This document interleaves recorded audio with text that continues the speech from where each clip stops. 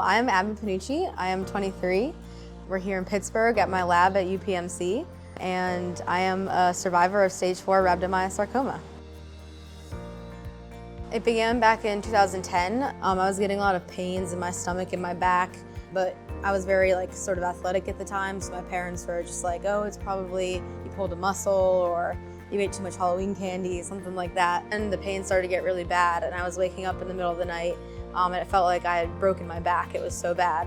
And so eventually we went to the doctor, and just my primary care, they kind of poked around a bit, but nothing was obviously wrong. So they sent me to get an ultrasound, and I think at that point stuff became pretty obviously wrong.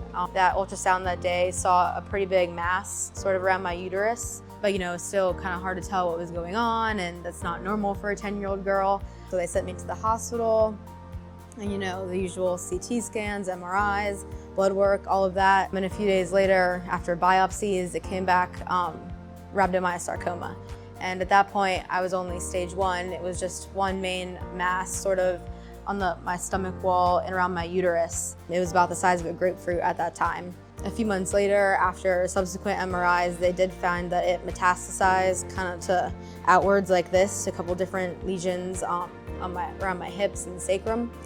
I started chemotherapy. I did about 56 rounds of chemo that lasted a year and a half. During that time, I also did 3 months of radiation while getting chemo at the same time, different surgeries and all of that. And very happily, at the end of all of my treatment schedule, I was cancer-free. And I have been in remission for about 10, 11 years now. I don't know, before my diagnosis, I was just a kid. I didn't really know what I wanted to do, but after, it definitely just felt right to sort of dive into the oncology world. But I think, my curiosity for sort of what was going on with my cancer and maybe to find out why it would happen or why it happened to me, I think research felt right for that. I was always a lot more interested in school, what was going on in the lab. And I think this is the first step in here to really helping people is doing investigative work and figuring out what we can create and make new for cancer patients. I did survive, but I am living with an awful lot of side effects from getting chemotherapy and radiation. And I think we can sort of push forward into the next paradigm, especially for children, of treatment for solid tumors. And so research in the lab is what is gonna initially get us there, from doing chemotherapy that they started giving kids 80 years ago into something new.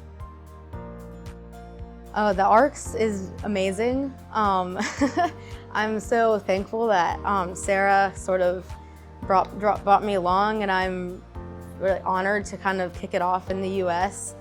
It's so cool how we can bring together sort of this community of people. It's definitely under unfortunate circumstances, but I think in spite of all that, we're creating a really positive thing out of it. Before the ARCS, I didn't really have a community of people that went through this sort of thing. It's a very rare disease, so it's very alienating, and childhood cancer is much different than adult cancer, I think. It's hard to find people to relate to, but now that I'm part of the ARCS in my family, it's really great to have this sort of community, and I think we are turning, again, something that is super negative and unfortunate into something a lot more positive and helpful toward others. Hope is very important. I think believing at least that a diagnosis with childhood cancer or rhabdomyosarcoma doesn't necessarily mean the end. I think it's, and increasingly more these days, it is possible to beat this disease. I would love to see some progress in getting to some, next generation therapies, for all cancer patients, but especially for children. I think it's really important that we, in the lab, but also in sort of the scientific medical community in general, not forget about that kids are sort of, even if they do survive, are gonna have to live, 70, 80 more years with the pretty tough side effects of chemotherapy and radiation. Progress would look like pushing to find new and less harmful treatments that are still, effective, if not more effective. Stuff like immunotherapy and CAR T cell therapy could potentially be the next step.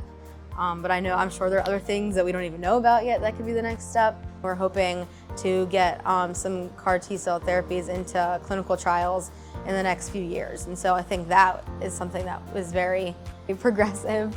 And I think if we can start treating, kids with solid tumors, that would be awesome. So yeah.